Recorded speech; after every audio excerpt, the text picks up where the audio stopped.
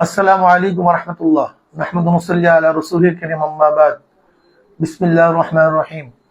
প্রিয় দেশবাসী, ছাত্র জনতার অবিস্মরণীয় অভ্যুত্থানের মধ্যে দিয়ে আমরা স্বৈরাচারী সরকারের পতন করেছি, আলহামদুলিল্লাহ।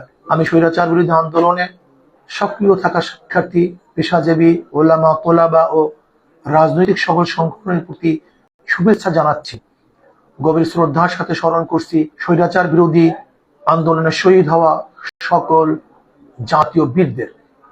প্রিয় দেশবাসী, নিদারুণ বাস্তবতা হলো আমরা এখন এক গভীর সংকটের মধ্য দিয়ে সময় পার করছি।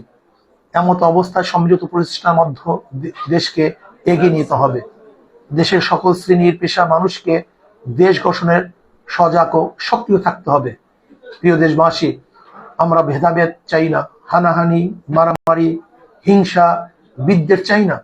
আমরা চাই সকল শ্রেণীর পেশার মানুষকে নিয়ে প্রিয় বাংলাদেশকে এগিয়ে নিয়ে যাব ইনশা আল্লাহ। একটি বিষয় আপনাদের আবারও স্মরণ করিয়ে দিচ্ছি যে স্বৈরাচার বিরোধী আন্দোলনে যেমনি শিক্ষার্থী, শিক্ষক, বুদ্ধিজীবী, রাজনৈতিক দল, পেশাজীবী, সাংস্কৃতিক কর্মী ও সর্বসাধারণের ভূমিকা ছিল, তেমন ওলামায়ে কেরাম ও মাদ্রাসা শিক্ষার্থীর জোরালো ভূমিকাও ছিল সর্বোচ্চ। তাই আমরা আসন্ন অন্তর্বর্তীকালীন সরকারের সর্বজন গৃহীত বিভিন্ন পেশাজীবীর অন্তর্ভুক্তি পাশাপাশি এদেশের সকল গণমানুষের প্রতিনিধিত্বকারী ওলামায়ে কেরামের মধ্য থেকে প্রতিনিধি রাখার জোর প্রস্তাব করছি। এ বিষয়ে দেশবাসীর আপনারা সজাগ ও সচেষ্ট থাকবেন বলে আশা করছি। আল্লাহ হাফেজ।